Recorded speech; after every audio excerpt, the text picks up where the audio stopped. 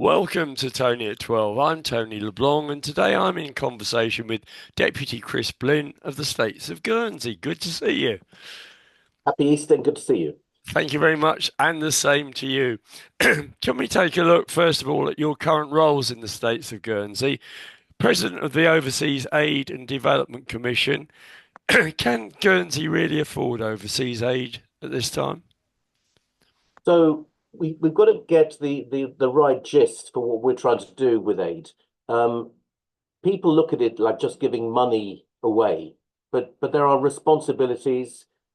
There are I don't mean just the moral responsibilities, but it's the trade agreements, the economic opportunities, the culture. Look at where we are now with the amount of people from other nations who come to kind of help Guernsey in particular during post-COVID and post-Brexit. Yeah. So I look beyond that, but we are still, working with a budget which is very inferior to what it was planned to be. But we also look at what USAID has done, what the UK has done, and we have a lot of impoverished countries and situations in dire straits at the moment. So we don't do a huge amount, and that's kind of fair given we're a subscale, we're not a large economy. But it's really important that we keep that perspective and do the help we can, but create the relationships and the links. So I do feel strongly, but it's not just about the giving as people sometimes seem to feel it is. I think there are a lot of skeptical people around, though, that say it's all very well giving it, but does it actually get to the people that should have it? So that's a fair enough question, and that is one of the most intense areas of analysis and scrutiny. So there are six commissioners with the overseas aid. They're all volunteers, by the way, Yeah. and they're all coming from extremely sort of proficient backgrounds. Some have been working with international groups such as Orbis, Mercy Ships, specialists who've worked internationally in this sector and beyond. So a lot of the work is done. We have one officer, one full-time officer who looks after the team. So unlike Jersey, where they have a larger team, Guernsey, it's very, very focused so that all the money goes out. And by the way, for any sort of listeners interested, there's the World Aid Walk comes up in, I think it's 5th of May, the bank holiday. And that also works with the local charities. The charities raise money for overseas projects, and then overseas aid steps in to match fund to help. So it's not just one side, it's also lots of other organizations helping. Let's have take a look at the Vice President of the Transport Licensing Authority. What does that involve? Well, it's a member actually.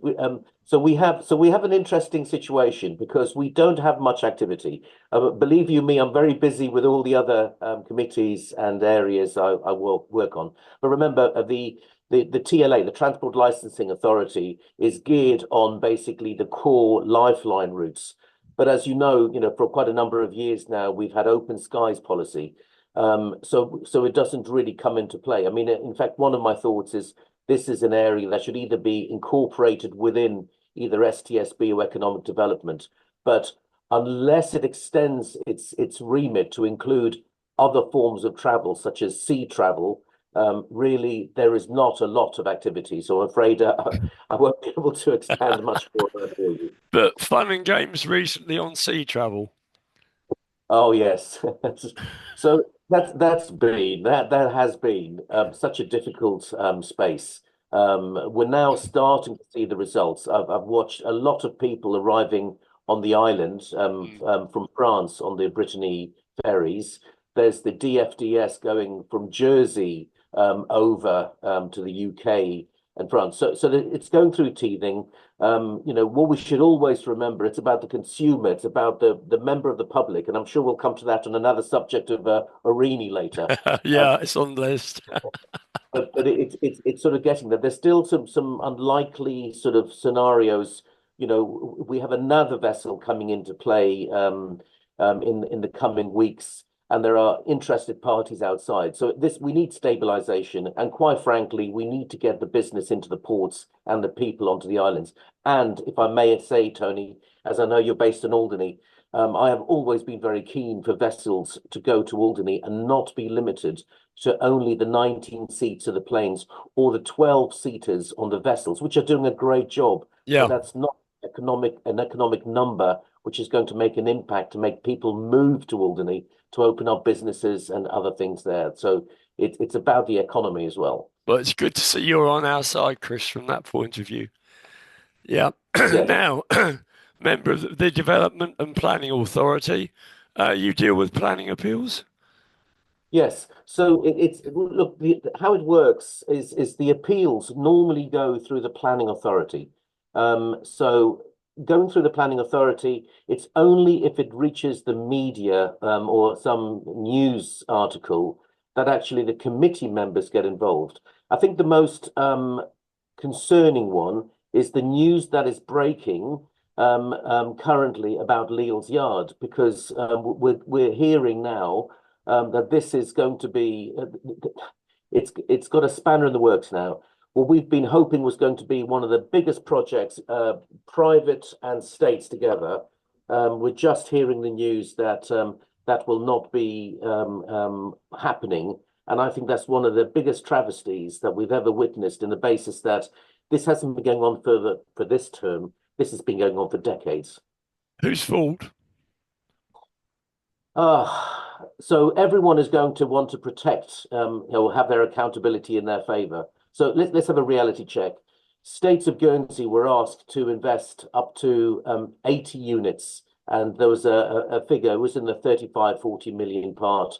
The private sector of it, the company that was involved, is looking at doing another 212, I believe, units to go there. Now, there were infrastructure issues, and there were issues to do with, for example, sea defences, which is something which is a major part of what we need to protect ourselves for the future. And we all agree that actually we need to be building now, and we have not had much success. We have had the success of removing GP11, which was the law which said that after a private developer builds 25 or so units, then a percentage has to be given towards social housing. Yeah, And that meant since 2016, we didn't build anything, Tony. yeah, So now we've removed that. But the news currently coming out on Leale's Yard, that really is very, very tough. yeah. And do you see it being reconciled shortly, Chris, after the new states?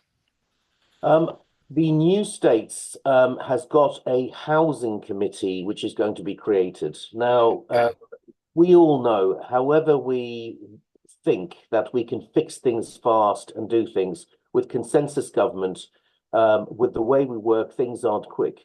But I know that in this term, as in this finishing in a few weeks, a lot of the work has been focused on what can we do for the new deputies who will be coming into play, who will have these roles there. So it's about making sure we set a good position for them to continue. So Leale's Yard, I don't know how that will transpire, but there are many other areas, and plus the IDP review, which we hope to get in play so that there is a better opportunity for people to build. Yeah. I mean, from the outsider's perspective, it seems stupid. You've got the It's land, get on with it. Get the shovels. certainly, but that's right, Tony. Well, not only do we have the land, we have lots of brownfield sites. People are terrified about building on greenfield. Now, Yeah, just to give a bit of a devil's advocate, sometimes the greenfield means you don't have the asbestos or the concerns, you can build straight there, etc. But we don't want to be using up our precious greenfields. We want to focus on our brownfield. And then remember, we have other sites like King Edward, Cattell Hospital. These are huge sites. mm, So we have to unblock those, get them into the right sectors so we can actually unblock them so that they do become, opportunities for the developers.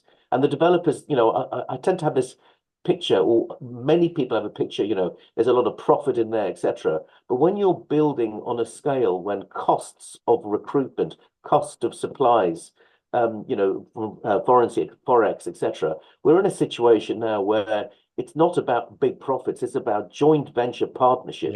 yeah, Use the private sector with a skill set and Yeah. then work with what we need as government to fulfill our obligations. Now, you're the chair of the offshore wind group, the Guernsey Wind Farm. I know this is very important to you. Tell us a bit about where you are. Okay, well, that one, yes, yes, you've got my favorite pet topic here. I So, know. April the 11th, which has just gone by, which happened to be my birthday, a little bit of a personal comment, Many was also, happies. thank you very much. I don't say the age of my age anymore, No, but no, I'm no. glad I woke up positively. But it was also the day in the Assembly when we had the policy letter for the continuation of the wind farm, and we had a unanimous 33 in favour. So it was a really solid endorsement. To any developers listening in, they'll realise it's not conflated, it's not conflicted. We're not trying to politicize it to link it to GST. We're just saying this is a mid to long term huge opportunity which will unblock other areas. So for me, it's always been about maximizing the commercial. The team we work with, so includes deputies Meerfeld, deputies de Sommeray, the law officers, the specialist PA consulting, carbon trust. They have been brilliant. And getting that policy across shows that we've done phases 1 and 2, which is identifying, seeing the opportunities. And the Assembly has now agreed to look at phases 3 and 4, which will take us right up to the auction process and going to market. So that's a huge one. And again, because Tony, you're an Alderney, I'll add that part of that policy letter, and that's the sort of the speech is kind of online and what was done, but it does include the conversations with Alderney, and Yeah. it does include the conversations with Jersey, because in fact there are so many offshoot ideas from it. But what's got to be clear to everyone, your listeners and the people I work with, is to make it clear that this is a commercial opportunity at such a huge scale with returns that will come to us over 35 years, which will Yeah. have the impact to unblock other areas. So it's not a catch-all. It's not the perfect solution for everything. And we still haven't got there. We have to work very, very hard, but at least it will now continue because it was not a kind of, in effect, its own committee. This wasn't economic development. This wasn't E&I. This was a subcommittee sponsored by Policy and Resources who gave us the support to take it to this point. So from my perspective, although it got very little coverage in the media and the press because it happened about 6:45 on a Friday, but it's a huge step forward. And all the new people joining the Assembly, I hope they'll give it its maximum support to make sure we take this to fruition. Because the beauty is you're not going to actually have to put any money into it. You just take the Correct. license fees. Now, Yeah. my understanding is the Crown owned the seabed. Yeah. So, So that's right. So there's a relationship between His Majesty's Receiver General, which actually is the His Majesty Procurator in Guernsey, yeah. sort of to take the engagement with the relationship with the Crown Estates, so that it's kind of like a circular process to Mm. bring the lease bed. Which, by the way, think of it from a developer's point of view. It's not just a group of people or an island or a government owning this. It's part of a more guaranteed larger picture. So that makes it a very, very secure opportunity. And you're right, it's leasing the seabed, but there are other factors to take into account. The investors, when we identify the best consortium or developers, there's going to be multi-billion pounds being spent, and Mm. we want part of that expenditure. We want the benefit to come for Guernsey as far as the taxable income from the investments. We want the jobs to be for the Channel Island. This is all the people who are going to develop into the maintenance areas and the sectors there. It goes well beyond just the leasing of the seabed. Okay, with the election just, around the corner, what happens at that point? Does everyone have a chance to become part of what you're doing at the moment? How does that work? Um, well, that's a really good question. Let's put it this way. If that policy letter had failed, that would have been a very tricky one because Yeah. there would have no wind farm group. Um, but now what happens? It will go into the work will continue now, working with the consultants. And I imagine that depending on the establishment of the new policy and resources, Yeah. there need to be another group established. So I've had the privilege, to be fair, of being involved with the other deputies, but chairing it. When we go into the new format, it will probably change. We were looking, and it's in the policy letter. We were looking at the concept of a sort of a Guernsey development agency type approach, as in an arm's length, which is more commercial, which can focus, because we can't now just do our deputy jobs and have a meeting here and there, etc. We have to focus this Mm. now, because if you are talking about a multi-billion pound investment from developers, not from Guernsey, you want to make sure you've mitigated all the risks, you've looked at all the areas, and we'll have to create, for example, the OREC, which is basically, in effect, there'll be an offshore kind of regulatory commission, which will only, well, not only look at the wind farm, hopefully look at other areas. I mean, in my personal opinion, it should look at tidal and other areas, because we should be almost test bedding. And Alderney is a Yeah. good example Yeah. with Spiralis doing the work it's doing over there. No, there's no doubt about that. But could you you could sit on that board as well as being a states member? Well, that's what I've been doing to date, but I Yeah. think the new Yeah. one be more commercially focused. So it will have some political oversight. So hopefully myself and my colleagues, but we need to have it really front led with a commercial link that's directly involving. So again, what's been a success, in my opinion, throughout this period is it's not only working with the civil service, having the relationship with the developers, but it's been very different to other projects where it's also been with the political involvement, getting involved to actually look at those commercial opportunities. And bearing in mind, if you look at the political people involved, there's quite a few of them who have got that commercial ability, like myself and others, Yeah. who look at Yeah. this business, Yeah. not only just ensuring that we have the right results. And it's there to be harvested, isn't it? The Correct. wealth, the wealth Yeah, is there to be harvested. No yeah. doubt about that. Can Not a we date. can we talk about the code of conduct? Because No. I know you had a little local difficulty yourself, very minor compared with Alderney. Okay. But would you agree that it would make sense for independent adjudication?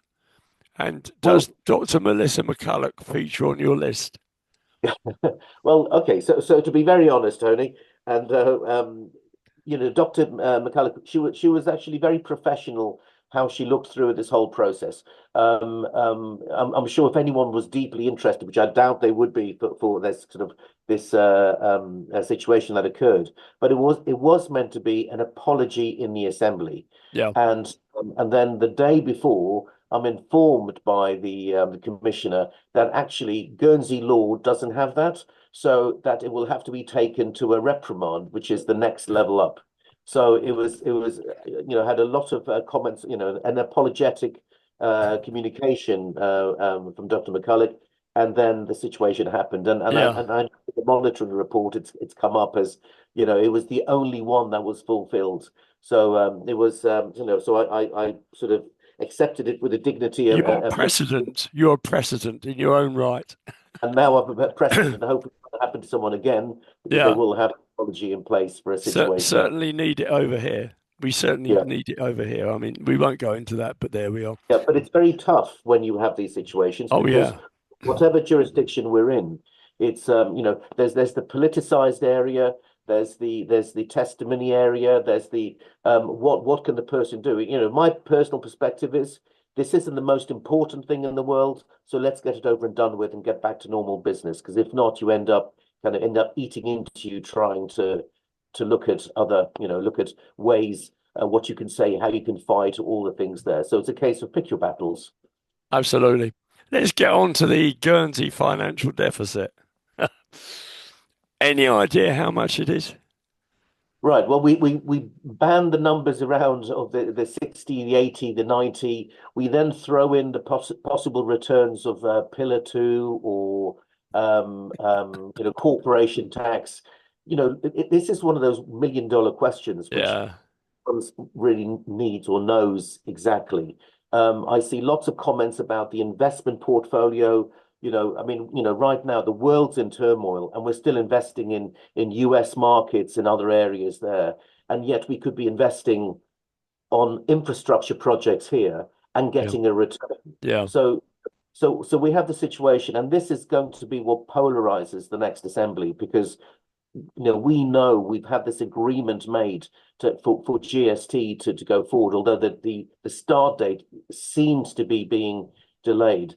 But I still stick to the other camp of the non-GST, Mm. because I still think we have things like revenue services to sort out, to actually, to get what's owed by them. It should be simplified, maybe combining the social security and the tax systems in such a way where the collection can be done, where we centralize it on one number, like our GY number, which would Yeah. apply Yeah. all the way the week. There are so many areas, and also currently, I don't know if you've seen, but we had the famous, I don't know what they called it, the pool gate scandal or something, where we were talking about a diving board in a pool.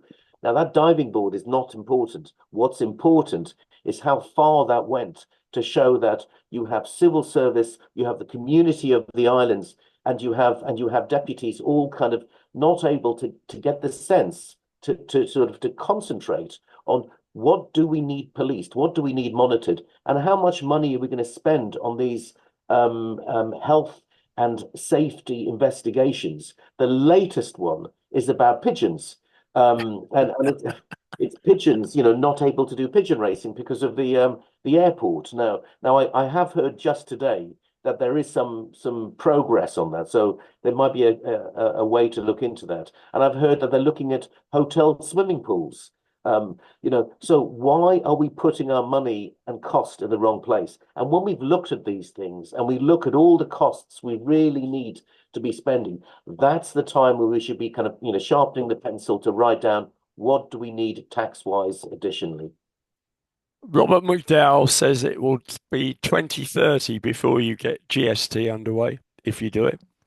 Well, I think there's a point in what he's saying, because first they said it was going to be, I think it was 27, and now there's Hmm. end of 27. Now, if this continues any further, it will probably align with some potential of the wind farm options, as in not all the income, but the part option. So it may work there, but we have to be serious to agree that we do have the sort of the fundamental requirements, but we just got to make sure we have looked at every single option. And I know many deputies will say, that job has been done. We've looked at it. We can't cut. We can't do this.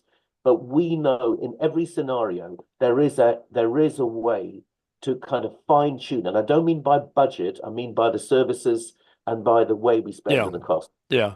But in terms of the revenue, put up tax. It's obvious. Overnight. Overnight, You could do it. Just press the button. yes, well, that was what Deputy Trott wanted to do, was the 22%, as in Yeah. Yeah. sorry, Yeah. Yeah. 20%, Yeah. 10% above that. Yes. So there are risks with that, but there would be the simpler one, and it could be the temporary one, and it could be the one that would allow the transition to happen, as you say, overnight, whereas the Mm. other ones don't work like that. You've But got the Isle of Man have adopted it, Chris. The Isle of Man are going for it. Why not? on the taxation Yeah, side. on the taxation side. Why not us? So I think that's democracy. That was not supported in the assembly. So and yet the GST was. I think because the tax was brought in as a kind of a late contender, it didn't have the whole structure Mm. of what the GST has, which includes ensuring that those in the lowest brackets get support, or not rebate, but won't be charged it. There'll be certain areas, so everyone will be charged it, but when it comes to the cost to them, it will be different. Yeah, Whereas it's too complicated. Just yeah, put the tax allowance up to 20 grand or something like that. That covers yeah, people at the, wrong end of the spear, as it were, and everybody else pays them more. yeah, no, correct. I mean, and to be fair, that is the simplest of all the options. But throughout this sort of process, we have ended up with democracy voting on the GST. But we will see what happens, and we Yeah. will see what happens to the deputies who will be supporting it in the next election or not supporting it. But what we have to do is we have to be serious and focused and make sure we get some change. My biggest fear is having a situation where we end up having a kind of a split house again, because that's no good, well, for anybody. That would be No. the worst result. What about the 1948 agreement? What can be done there? I don't think there's much scope for negotiation. We can't exist without you. Simple. Yeah, so this came up also on the same Friday of the last Mhm. December. It was coming on the Alderney runway, which is a really sort of key subject now.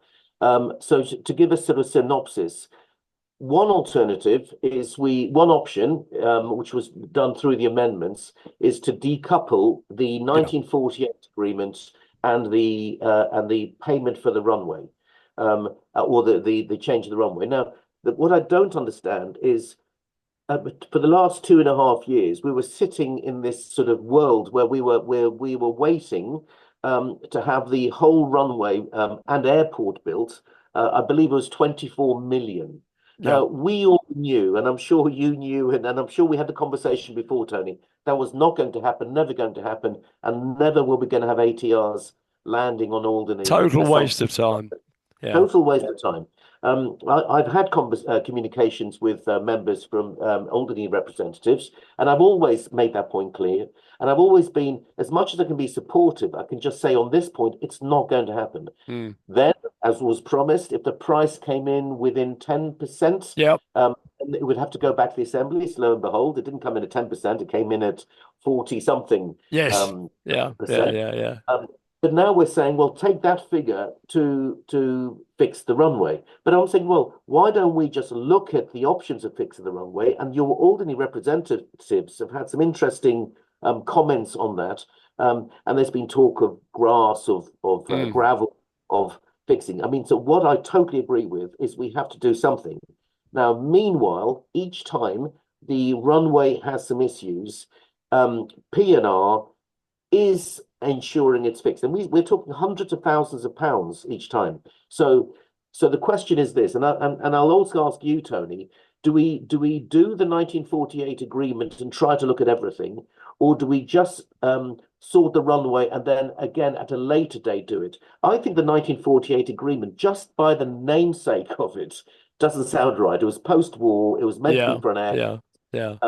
In other words, we are a family. We're a family unit, and we should have a true understanding of how that works, and we should be working together. So that includes for me sea routes, aviation, economy, and even licensing when permits. When people come from Alderney, we should be part of. They should be part of Guernsey, and so there's so many things we could do. So the commissioning, or not the commissioning, but the commission they're talking about to look at this. I think it's a key piece of work. And as long as the runway is kept intact and Yeah. functioning, Yeah. Free of derogation. Yeah. that's right. So that way it stops the risk of everything else. Now, it's not the perfect solution, but let's get all of it sorted, and then we'll be in a really strong position. Aurigny are in for big losses again this year or last year. Can you Yeah, explain how this organisation called Cabernet Limited works? They're between the aircraft, the Aurigny, and the government, presumably. Is that right? that's right. Yes, the Cabernet Limited is this sort of this holding company, or a company in between. And remember that Aurigny operates as a Yeah. commercial operation with a shareholding obviously sitting outside beyond Cabernet into the States of Guernsey. We are now doing the usual thing. We're now talking about, right then, we have these losses coming up. Now, I dread the members who will be in the assembly, and possibly myself, looking at those, reviewing that, to look at that and say that, do we agree that we're going to have to invest multi-millions more? And why is this happening? I mean, I sit in that odd camp where I believe in the runway extension in Guernsey, or the EMAS and things there. Why? Simply because all these wet lease jets that Aurigny are bringing in to cover in for these flights, they can't even land with full capacity passengers and fuel. Yeah, Now, if we had the extensions there, at least if they're going to lease these planes and they're going to pay XYZ thousand per lease, then why not be able to max it out? And that would be a slight cost advantage if we max it out. The airline is now talking about twin otters.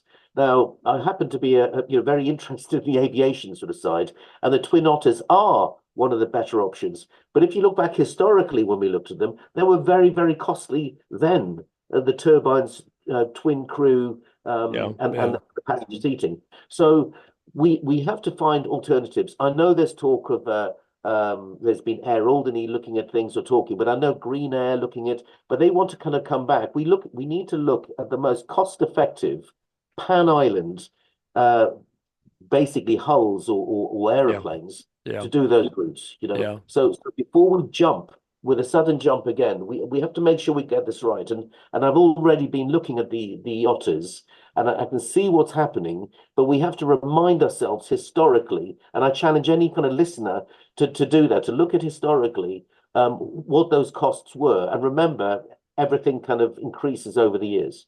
They say that the ones run in the 1980s were far less economical than the current models.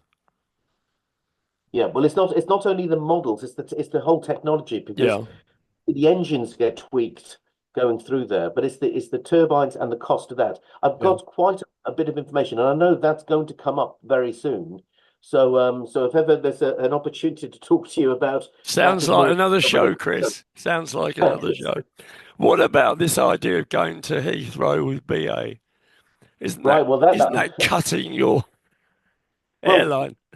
here's one for you, Tony. We have quarterly meetings. One thing I really appreciate with Aurigny is they set up these meetings Yeah, for deputies to attend to talk about all the issues going on. So when one of the questions was posed about, well, how do you see the Heathrow link fitting in, with your plans? The answer was, well, we're not aware of that. Um, because that has been looked at totally separately.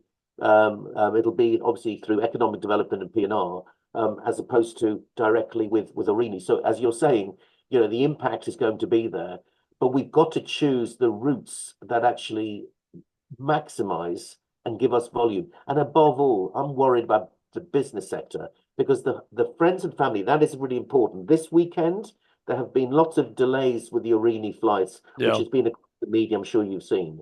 Um, but but the businesses, if we don't hold them, they're not so price sensitive as families, friend and family, as it's defined for the airline.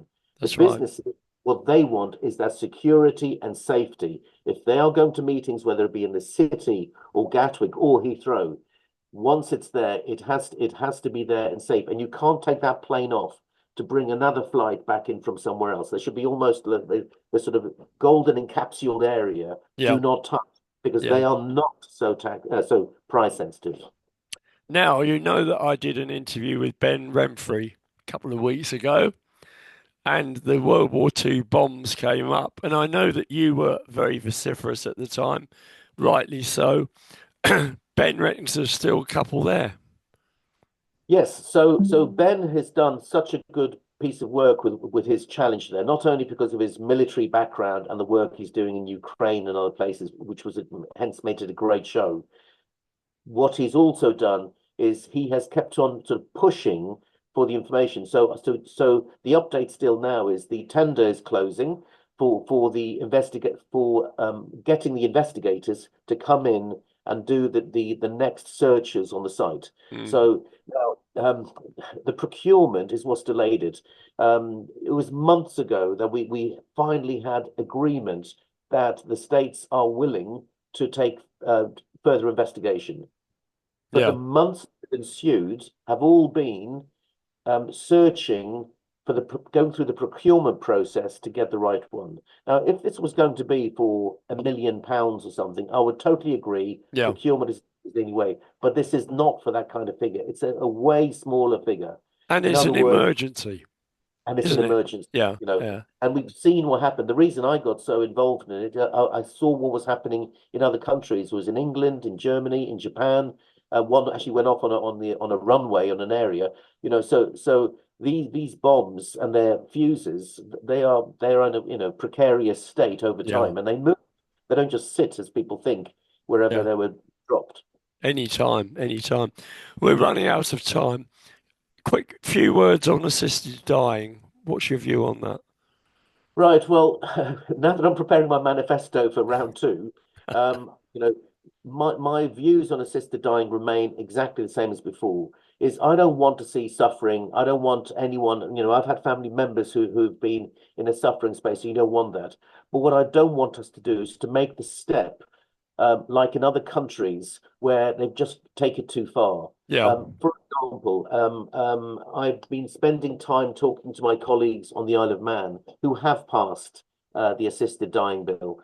And now they are having various issues because they didn't sort of look at it.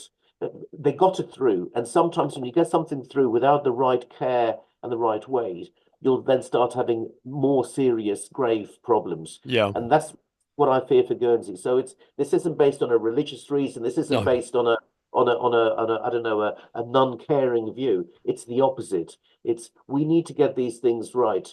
And also, if you look at other places, I always think, when suffering comes and we are at our last sort of days or weeks or months, it's generally the people want to be not suffering, but they want to be with their families around them and their loved ones. So what I feel more sorry for is when we have situations with individuals in that horrible situation of pain and suffering, but not having support and care around. And if we put more into that space of it, and we were promised quite a while ago, more than 2 years ago, a specialist to come in with pain management, and we Mm, still haven't had that role filled. yeah, yeah. That's where we should be focusing to make sure we look after everyone rather than trying to make a law to allow some to have the choice to And, take and, that. and So in they can days gone by, Chris, in days gone by, the doctor could just up the dose just slightly, but enough.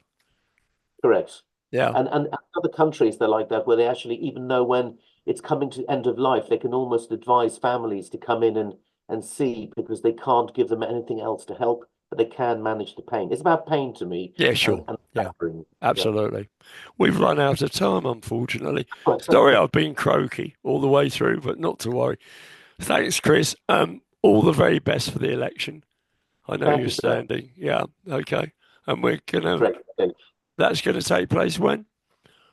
And June, 17th of June. Yeah, okay. Well, keep in touch. Great. And I Thank you. Thank you very really, much. as ever, I appreciate everything you do in terms of the support for the this good old thing that we call Tony at 12. Take care, Chris. Thank you very much. Thank you. Thank you. Bye.